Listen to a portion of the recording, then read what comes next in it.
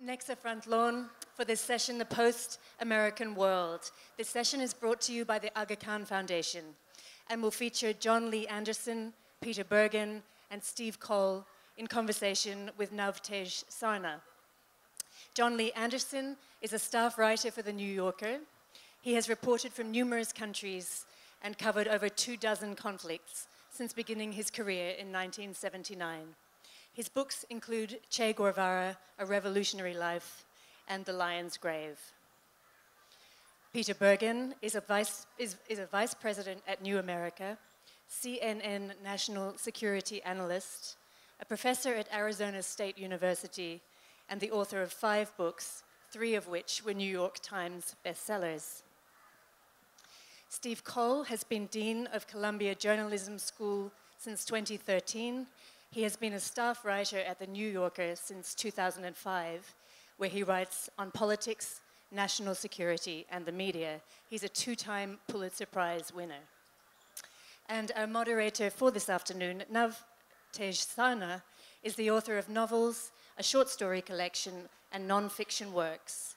As a professional diplomat, he has served as High Commissioner of India to the UK, Ambassador of India to Israel, and most recently, India's Ambassador to the US. Please join me in welcoming to the stage John Lee Anderson, Peter Bergen, Steve Cole, and Navtej Sarna. This session is brought to you by the Aga Khan Foundation.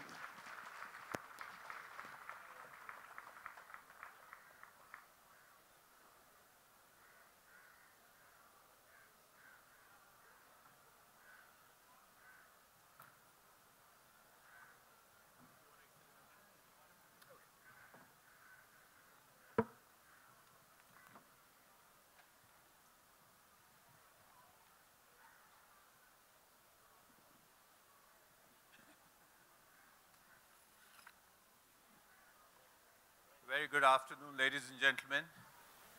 And we have a great panel here for this session. 3 very prominent, very prolific, very prescient writers on foreign affairs.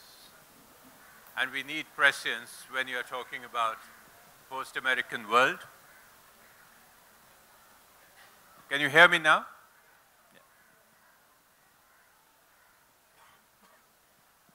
We have essentially 2 ideas why we would be discussing this today. One is that we've just finished 2 years and 2 months of President Trump.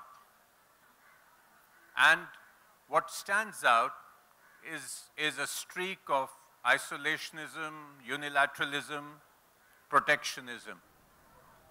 The second factor is that we have a China that is rising and risen. And if one is to use President Xi's words, a China that is standing up, growing rich, and becoming strong. While we come to the China aspect a bit later in the discussion, I wanted to throw open this discussion by asking each or any of the panelists, do you think we would be discussing the post-American world if Hillary Clinton had become president in 2016? I don't think we would be discussing it quite as, I was about to say enthusiastically, but that's really the wrong word, quite as seriously, perhaps, if Hillary Clinton were the president now instead of Donald Trump. In so many ways, I think Donald Trump has hollowed out the usual, not to mention any of the dignities of his office, but the seriousness with which one expects presidents to behave. We've seen an extraordinary number of missteps domestically and on the geostrategic stage. So I think it's a valid starting point. But I do think that, of course, it's been in the zeitgeist for some time as an idea. And I think it began, to my recollection, most seriously in the years after 9/11, and particularly after the Iraq invasion, which seemed like such a misstep, and which undoubtedly was a grievous misstep of American intelligence, foreign policy, and decision-making. Because, and I think I'm quoting a crusty-old gorilla here, but no one famous. But if you're going to fight, you've got to win. And as a superpower, you don't deploy your military resources in such a visible way, and especially in a democracy where all of your dirty laundry and clean laundry is laundered in public, and not win. You leave the field open for challenges from competitors and rivals.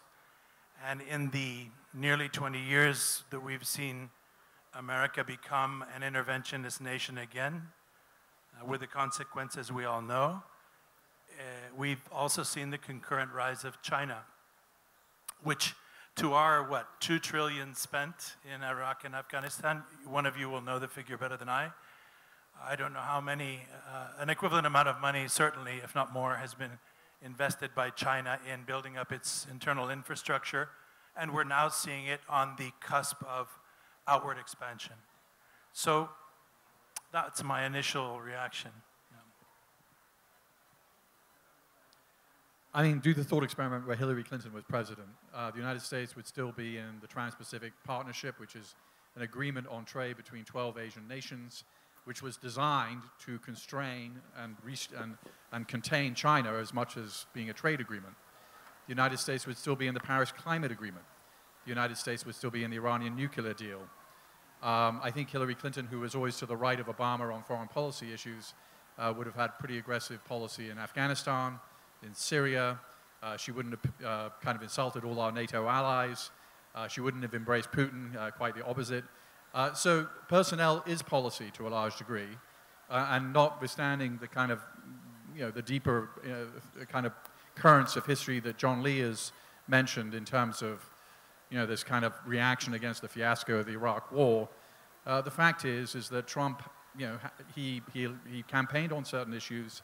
He is a certain kind of personality, and the next president, whether that's in 2020 or 2024, could be very different. And I don't think, ultimately, relations between nations are not friendships. They're about interests. And in a country like the United States, its interests align closely with India's and align closely with the EU. And so I think that, nothing that Trump is doing, I think, will necessarily, can't be undone by a future president, because I think people understand that he's a particular kind of person. Obviously, he was elected by about half the population of the United States, so he represents their views to some degree. And isolationism has been a common theme in American history in the 1930s, so this is not new. But I don't think, Trumpism, America Firstism is not forever. Well, I think that's probably the biggest question of whether it's a correction or whether it's something that's going to last for 10 or 20 years. But the phrase post-American world comes in part from the title of Fareed Zakaria's book, which was published, I think, circa 2012, and probably sat on this stage at some point and discussed it. And it was about the rise of the rest, not so much about the decline of the United States, but the emergence of a multipolar world as a result of the BRIC countries. And even with Brazil's underperformance over the last few years, that observation that he made about the next 20 or 30 years seems still true today, notwithstanding Trump. The thing that worries me the most is whether or not it's correct to see Trump as a temporary phenomenon. And the reason it might be wrong is because he's a trailing indicator of things that are happening all around the world. And these are basically big domestic political realignments in open societies. Trump follows populism in Hungary. Trump follows populism in Poland. He follows the crack-up of the French consensus and the emergence of Macron. He follows Brexit. So something much deeper is shaking these publics: inequality, the divide between rural and urban populations, the sense of disenfranchisement, a rejection of elites, a distrust in institution, propaganda, all of it. And I worry that this may be much more than a 4-year or even an 8-year struggle, that this may be a 16-year struggle. And so then you're not talking about a post-American world in the way Fareed Zakaria was talking about it. You're talking about a different America. You're talking about a different world. And so this might seem a little bit too much on the surface for the world that we'll be in 10 years. I'm not that pessimistic, but I think we should account for the possibility that we're in a moment of disequilibrium.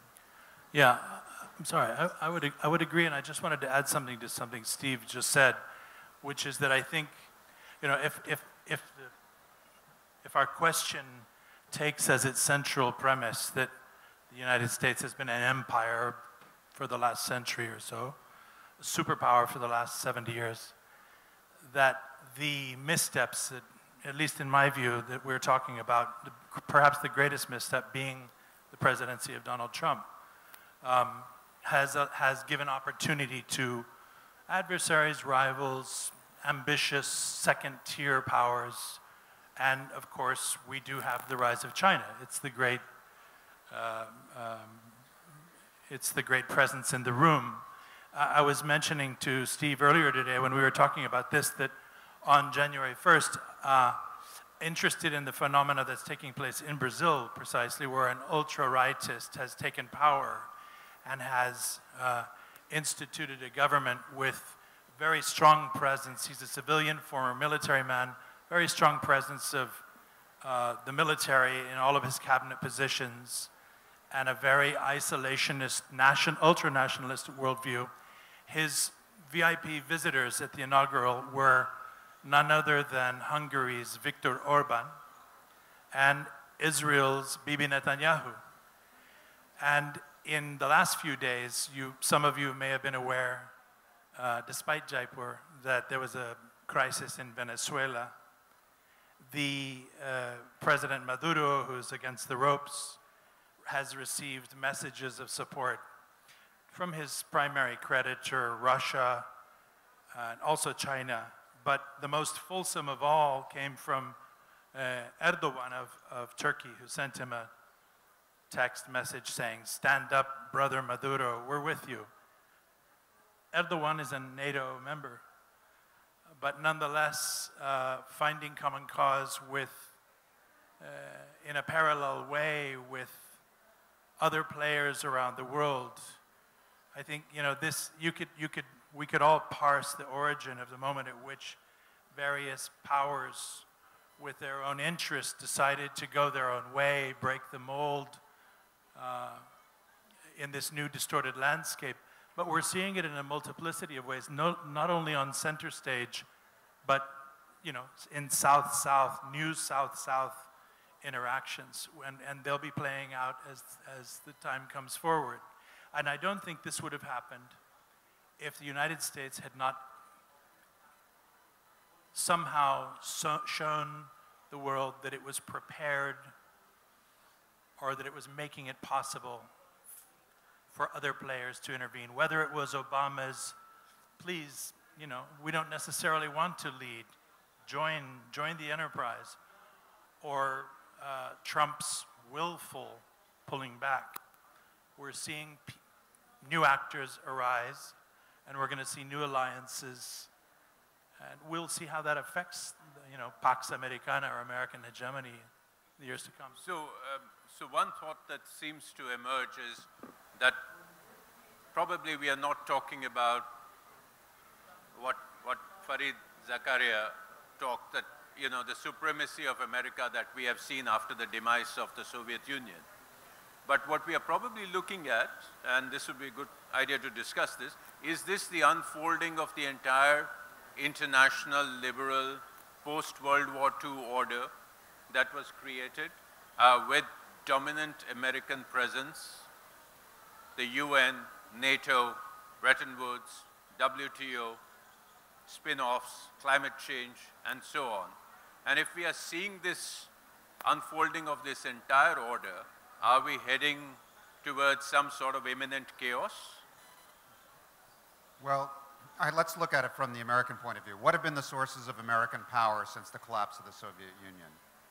The American economy, still the largest per capita in the world, growing faster than any other economy. The American military, still formidable in comparison to any single actor that would seek to challenge it, though vulnerable to asymmetric advances by China over the next 20 or 30 years. American alliances and American influence, soft power, the access to American higher education, the invitation to talented people from all over the world to come to the United States and remake themselves and participate in the economy. How much of that looks solid in the era of Trump? Maybe the economy, although it's on a sugar rush and probably headed to a recession at some point in the next couple of years. But all of the rest is interdependent. American military dominance is a function of alliances. If we're going to withdraw from most of our alliances and insult most of our partners, how do we think we're going to maintain, sustain military superiority over the next 10 or 20 years? American political influence is a function of our open society, of our values, of the access to our higher education system. If we're going to close our borders and insult our minorities as part of our populist politics, then where is that influence going to run? It's going to run elsewhere. It's already happening. Now, fortunately, Canada isn't big enough to overtake the United States, but it certainly has been trying to substitute itself for Trump's America.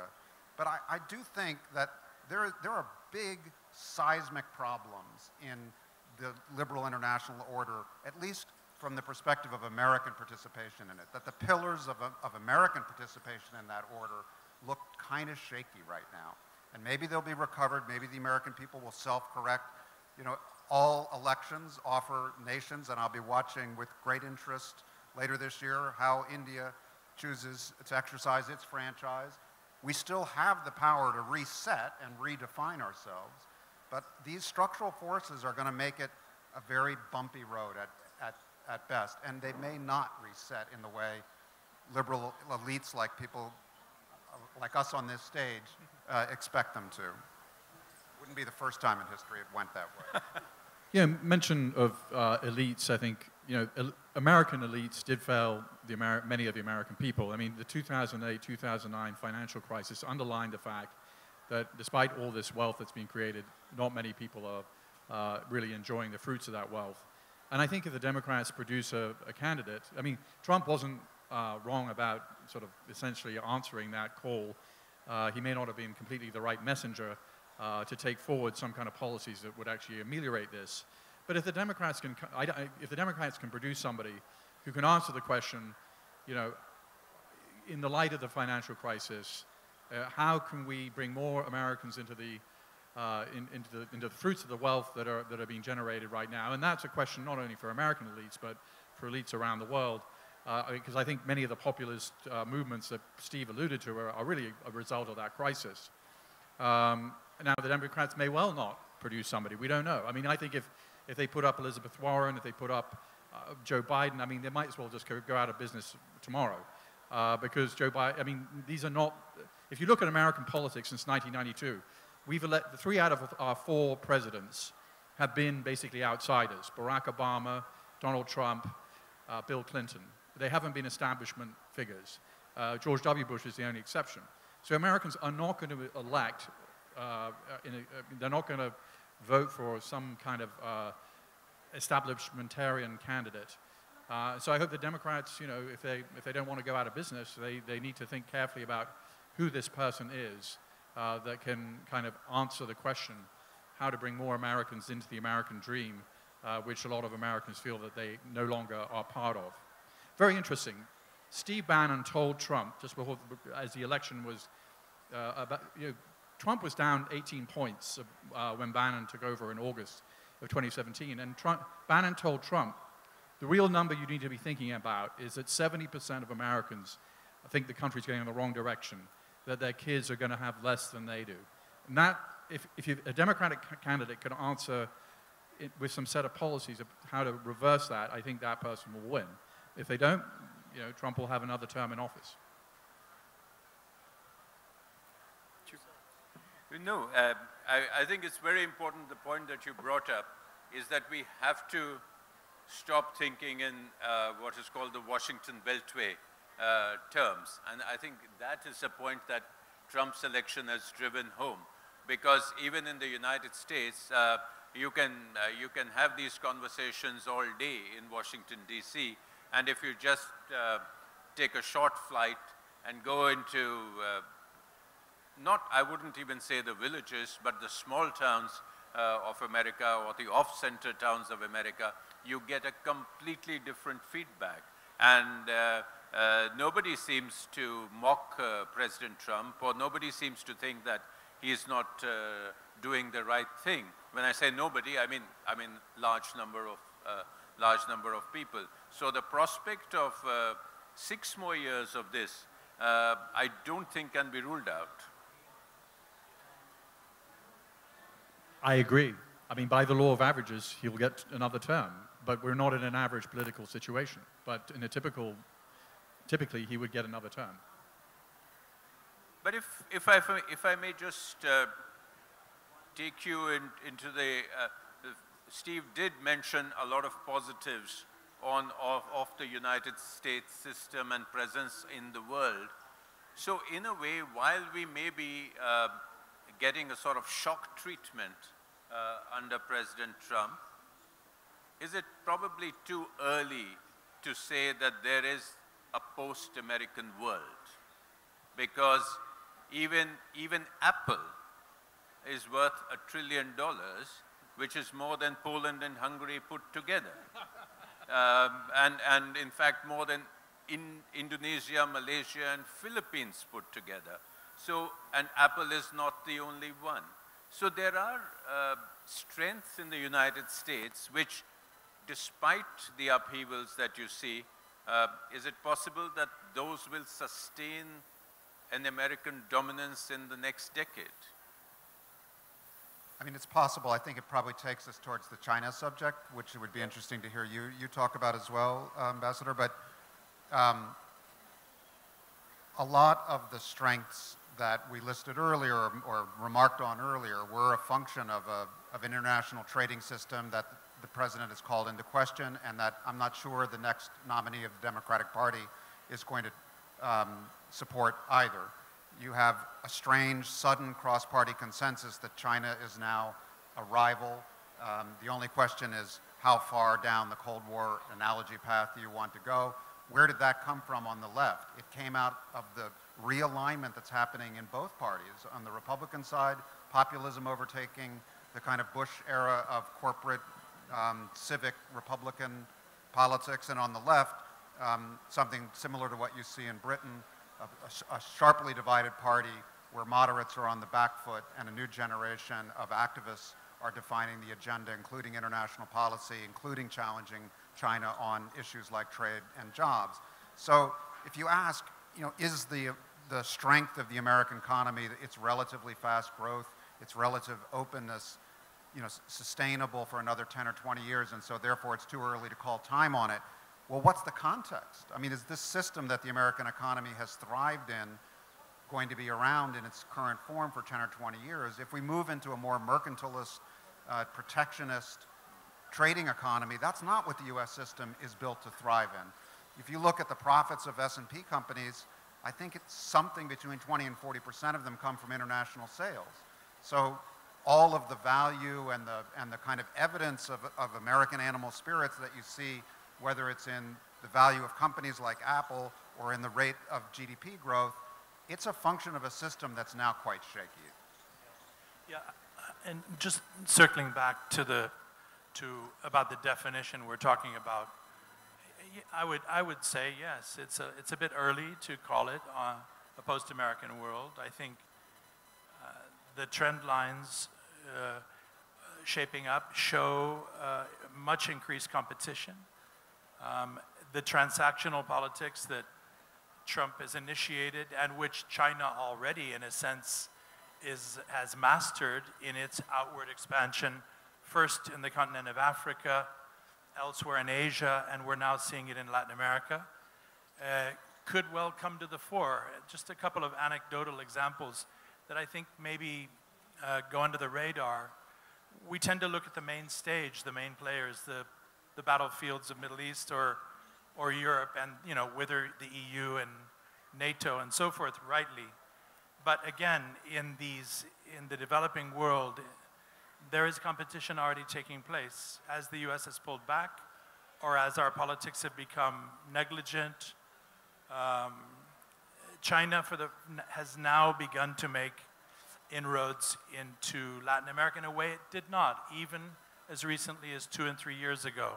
For instance, going back to Brazil, I'm aware of a debate taking place in this new ultra-nationalist government. One has to remember it's the 5th largest country on earth, the 8th largest economy for all of its remission at the moment. It's a vast exporter of extractive wealth to the world. China is its biggest client, particularly of soya and other products. Bolsonaro, the president, has hinted strongly that he wouldn't mind letting the Americans have a military base in Brazil. He represents a kind of new, perhaps a new nationalism in a part of the world that has traditionally been askance at more American military presence. Brazil's always been a little far away. He's actually gone out and hinted strongly that he wouldn't mind that. His vice president, who represents the military, has made it clear that he disagrees with this. So right off the bat, you have a mixed bag emerging in this new firmament in which precisely what we're talking about is at the core of the central argument. With China as their main client, can they afford to adopt the same acerbic tone and the same isolationist tone as Donald Trump? Apparently not. But there's a push me, pull you situation going on. In Panama, where the United States inaugurated its debut into the world as a power with its canal, in the age of iron and engineering just a century ago, China recently signed a deal to have Panama transfer its loyalties from Taiwan. It was one of 20 countries that still acknowledged Taiwan, and transfer them to China. Within a week of signing that agreement, the Panamanian president, this is the ultimate American rump state, by the way. In 1903, the United States created Panama in order to place the canal there. Flew to Beijing, signed 137 agreements. The Chinese arrived. Xi has come, and amongst other things, the Panamanian president ceded a piece of land at the very mouth of the canal for the Chinese to build their new embassy. In essence, planting a flag and saying, now it's us. That has been shouldered aside as just a little too bull in the room, bull in the china shop. But they're nonetheless, they're there. They want to make it their American hub. When I say American, I mean the entire hemisphere. And they are, I think, moving in ways, it's still within the realm of the commercial trade and so forth, but they're doing it at a time when I think they feel they can get away with it. They're still not talking about military exercises, but it's an interesting advent, and I think we're seeing this in different parts of Africa as well. Russia is now moving in to a couple of places to compete with China in paramilitary ways. In a way, it's like it's Cold War 2.0. Well, that raises a bit of an edge. A good question for the ambassador and other people on the panel, which is, so Trump is embarking on this tariff war with China, but there are some deeper problems that I think the Trump administration is trying to address. First of all, Chinese intellectual property theft, which is enormous. Secondarily, the fact that China essentially makes it almost impossible for foreign companies to operate in its own market. So, accepting that getting into a tariff war with China may not be smart, but the broader question is the Trump administration kind of getting it right by basically confronting China on some of these issues, and might historians, 10 years from now say, well, actually, Trump got a lot of things wrong, but this big thing he got right. Well, I think there's one thing which most of Washington agrees on is China. So whether, and well, at the moment talking of post-American world. Yes, and they do agree about China, and that's a sort of bipartisan feeling, and there's a feeling in the universities and in industry and across the spectrum on that.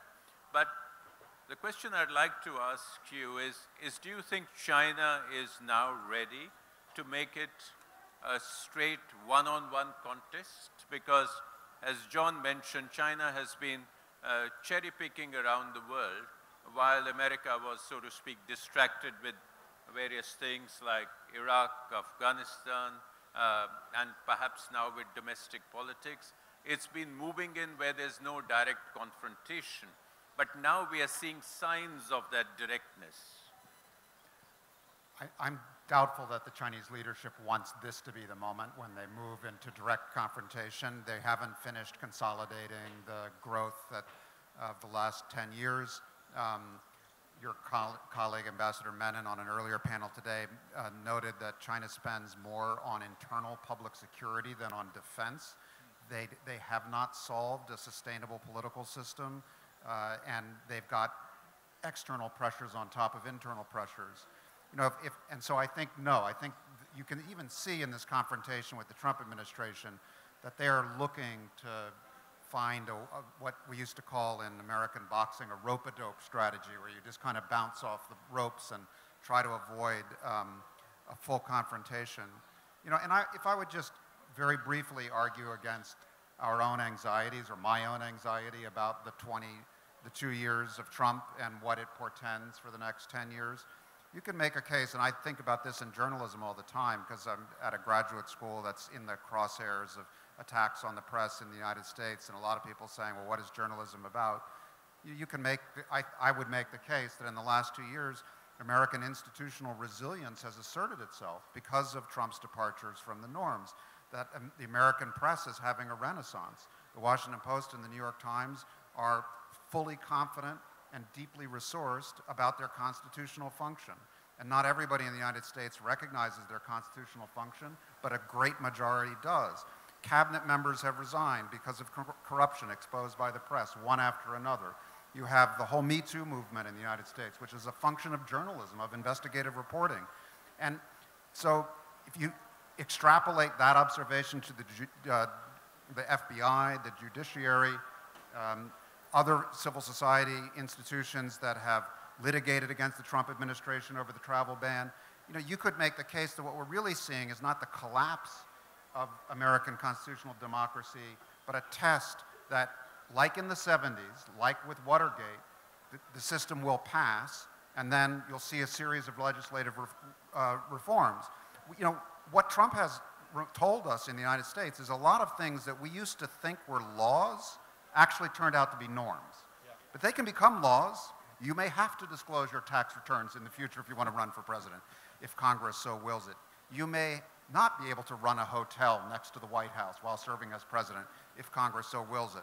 That's what happened after Watergate.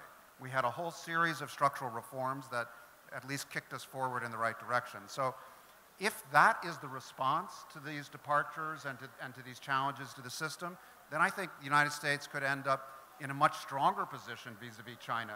And even in the kind of competition for international influence, having demonstrated that its institutional system, like India's, it can have some dark moments, its emergencies, but it is fundamentally a more resilient, a more convincing, a more inclusive system, and therefore more sustainable than dictatorship. So I'm still willing to make that case. Yeah. Excellent. So if those institutions do stage this revival and come out stronger from this test, do you think China, as the rising challenger, would have to bend its ways and play what is called the responsible stakeholder, and would play by the rules, or would they try to keep pushing to create an alternative world?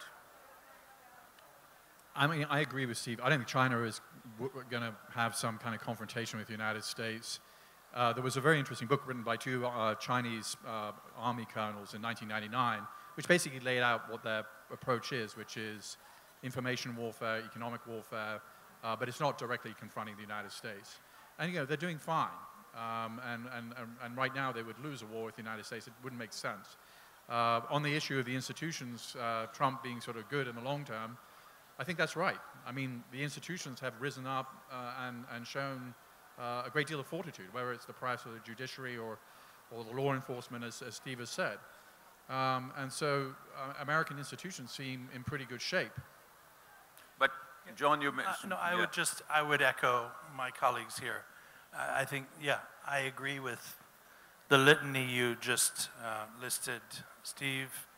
I think China is a very cautious player, and in as much as there is room on the chessboard, they'll move a pawn whenever they can. But it doesn't mean necessarily that they have, a long, prolonged popular war strategy in which they will, swoop in or have a 50-year plan to go to war with the United States. No, I think they would like to be reckoned with. I think they would like to be dealt with dignity. I think face and pride are hugely important to the Chinese. I think they look at the last couple of centuries of history and feel that there was a great deal of humiliation they suffered.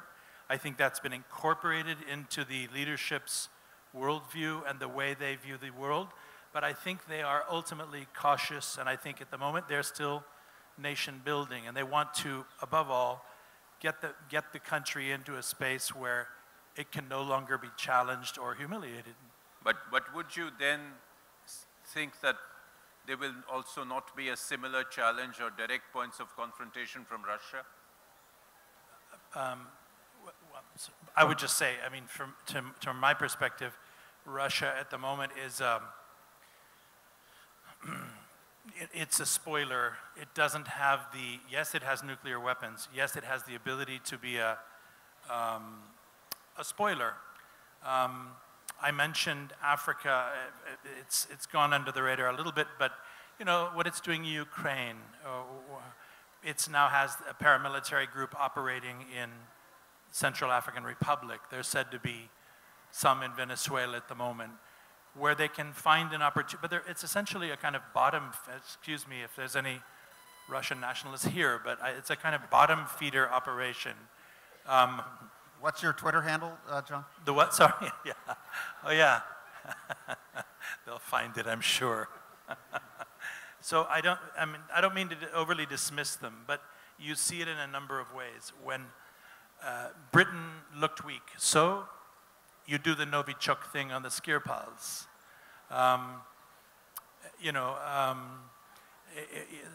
The United States is an open society, so you can hack their elections. You operate where you can in a multiplicity of ways. You could almost call it a complex attack if it wasn't sometimes so blunderbuss and transparent. But they get away with a lot because, in the end, having a nuclear arsenal helps keep you safe. Yeah. And just a really minor addition to that, the Russian economy is the size of the Spanish economy. Yeah. I mean, this is not a major player in the world economy. So, and the Russian economy is the size of the Spanish economy, and what percentage of its GDP comes from oil sales, and how relevant is oil going to be to the global economy in 30 years? What is the demographic rate of decline, births over deaths in Russia? How would that ever be reversed? I mean, I think it's a very different trajectory than in China. Are we settling into the Beltway comfort again? Well, I mean, you live in an asymmetric world, and the Russians have demonstrated enormous power through their determination to emphasize asymmetric and rule-breaking techniques. And so, they have been winning, to use our president's phrase, over the last 5 or 6 years. And they could continue to be enormously disruptive. They have a huge scientific industrial base and a willingness to be disruptive.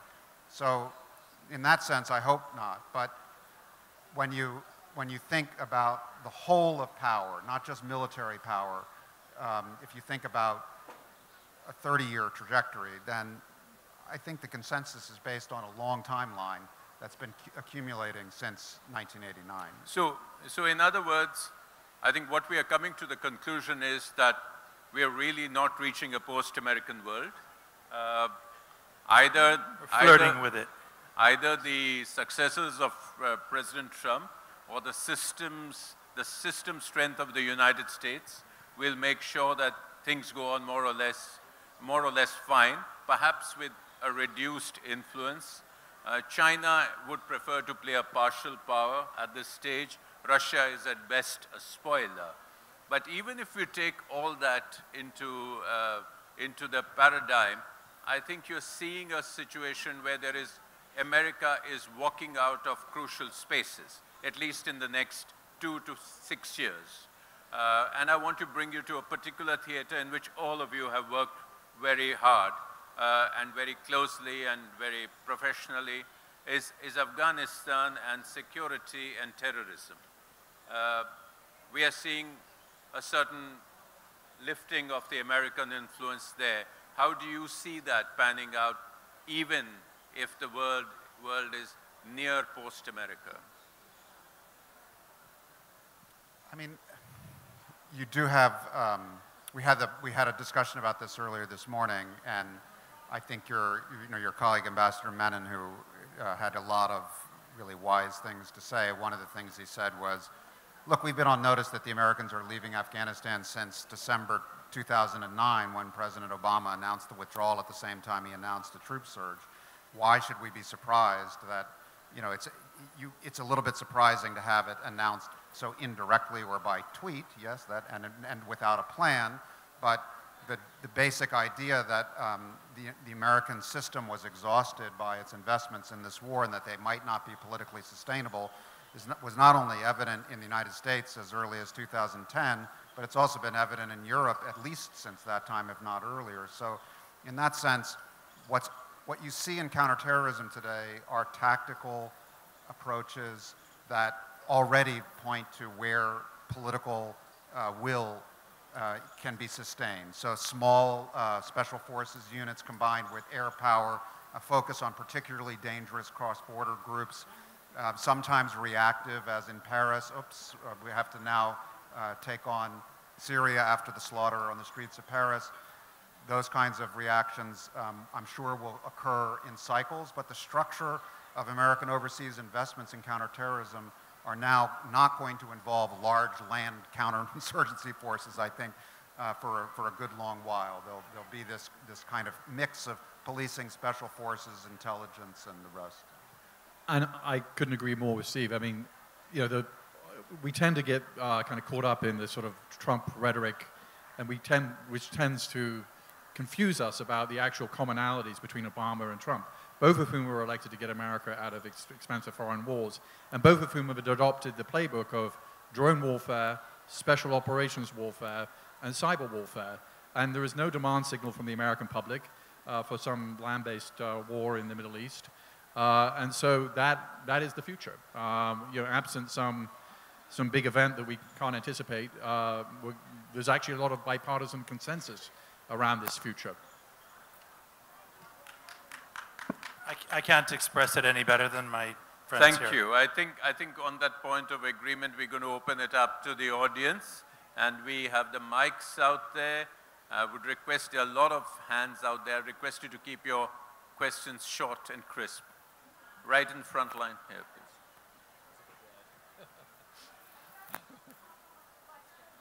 Hello. It's not so much a question, but I want to thank the Jaipur Book Fair and the Indian people I've been here all 3 days so far, for allowing such please speak into the mic. For allowing such open discourse. It's been incredible. I worked for the Miami Book Fair, and we don't have such open discourse, so thank you for that. But I wanted to make some comments. People generally get who they deserve. Trump lost the popular vote. There are many, many people, including people from the Episcopalian Church and other Christian churches, who do discuss Trump and what he's doing and saying is wrong. The same conversation we're having about Trump, we were having about Bush, just their different personalities. I also wanted to comment about something that's really important. I think we have to restrict yourself to a question, please. The left has become as intolerant as the right. And many people who voted for Trump were not admirers of Trump. I personally don't like Trump, But many people who voted for him because both parties were not doing anything good for America. And I'm really surprised that only one man in a panel out of 3 days mentioned something, and that's Obama was not a great president, and we romanticize the Clintons. And not one person says anything about that. Thank you. Could you pass the question?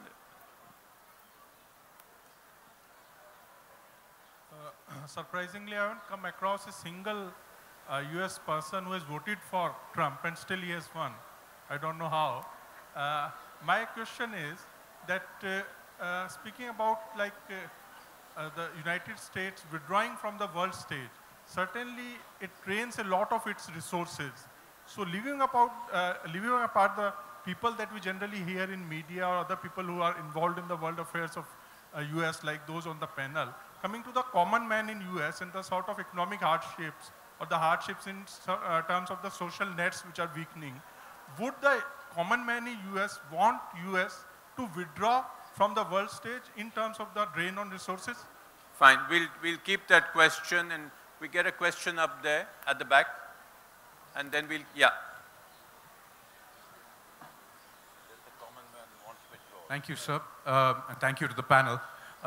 Quick question. The American world was based on the idea of creating international institutions in which American leadership in creating laws, creating an economic model, and technological dominance covered everything.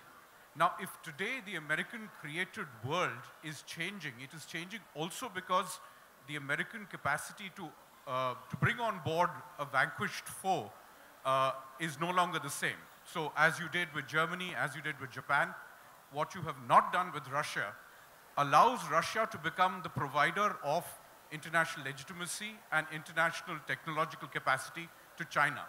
Would you say America has not been wise in its dealing with Russia since the end of the Cold War? I think those two questions. Yeah, I mean, it's a very good question. There's a lot of self-reflection in the American system about NATO expansion and the hubris that accompanied it after the collapse of the Soviet Union. It's too late to rewrite that history, and it's not obvious to me that even if it had been handled in a different way, that Russia would not have come out of the ashes of its economic and social crises of the 90s with a strong leadership that looked back to Russian history and Russian expansionism. I heard a wonderfully animated lecture about the Romanovs over there. I don't know if some of you went to it, but if you place Putin's leadership in that context, it looks quite modern and technocratic compared to some of his predecessors. But anyway, I think NATO made mistakes in the degree and the nature of its expansionism. It had a duty to reconstitute security for Poland and the Baltics and Central Europe and parts of Southern Europe, in my opinion, and yet it kept on going, and that wasn't handled the right way. But given the crises that Russia was in the 90s and the anomaly that collapse represented in Russian history, I think it was inevitable, irregardless of what NATO had done, that the state would have reconstituted itself, and that probably strong traditional Russian authoritarian-style leadership would have emerged from that recovery. Thank you. Question here, please. Front. Thank you. Even though Trump has been criticized a lot and he has undervalued the role of the presidency of America, a lot of people do think that the peace that has been generated in the last 2 years, which happened to be the most peaceful 2 years in the entire 21st century, will bring more power to Americans than the doom and destruction they would have brought otherwise. Comments? Thank you. We'll keep that on hold. We have take a question. The gentleman out there and the lady in front, please. The Cold War was basically a battle of technology and also of ideology. So now the battle between powers will be more of technology and less to do with ideology and morality? Or will it be what, according to you? And one more question, and then the panel can take it on, please. Thank you. So I'd really love to hear about India and the role India could play as one of the world's largest economies that its economy is not based on oil and is also the world's largest democracy. And Ambassador, if you could comment too, that would be great. Sure. So perhaps, okay, I'll start on India. Thank you. That was not part of the plan. But I think, frankly, your question contains the answer. We are the world's largest democracy, and we certainly are one of the if not the fastest growing economy today, with all predictions looking at 7.5% growth. And I think India is playing a major stabilizing role. And if you're talking in the context of America, then certainly, as you would have seen in the entire policy of the Indo-Pacific, which has unfolded from the United States, sees India and the United States as the two bookends of the Indo-Pacific and stability, and not only stability in strategic terms, but also in economic terms, in infrastructural terms, and as keepers of the international order in terms of the freedom of the seas and the freedom of navigation and so on and so forth. But it's a long, and this is not the subject of this debate, so I will stop right there, but I bring the panelists back to the other two questions which were raised. The new Cold War, I believe that's what, I didn't hear one very well. What will the new Cold War consist of, if that's what we're calling this? You said that the old Cold War was primarily about technology and ideology, if I heard you correctly. Well, in a sense, I don't know that that's changed. I mean, but it's about power, it's about resources. It will increasingly, and sometimes that means patches of land, but maybe less so as we globalize more. But it also, if democracy is an ideology, then we're also talking about a competition between types of systems. We talked about Putin's Russia and Putin, and this is the paradigm of an autocrat, of an authoritarian. We're seeing in the United States a personality in the White House with authoritarian instincts. Trump is clearly not a Democrat. And we're seeing that behavior emulated, beginning to be emulated in some parts of the mix in between, in Europe, in Latin America. I mentioned Bolsonaro before. We're seeing this kind of authoritarianism lurch, which, you know, we were always very accustomed to. Democracy has only taken hold quite recently and precariously in a lot of the world. And in the face of doomed examples, corruption, caused primarily by corruption, populations are turning back to a kind of cartoonish version of what they believe to be security. In the case of Brazil, it's an imaginary, recently transpired military dictatorship when the trains supposedly ran on time. You know, in the face of the collapse of most of the country's institutions and vast public insecurity, it has the highest murder rate in the world. The country's population has voted in someone who's very closely linked to the only institution they know that seems to be self-perpetuating and stable, and that is the armed forces. In this sort of mix, we can see the rise of demagogues. We're seeing them assert themselves across Latin America. As I said, it's just beginning, but it is increasing in tempo. It's a different trend line than one we saw, I think, a generation ago, when most of the democracies began in the wake of the collapse of dictatorships at the end of the Cold War. So I believe we're entering into a period of volatility and some risks, in which there are elements of a new Cold War. I don't know necessarily that I would call it that yet, for the reasons we've described.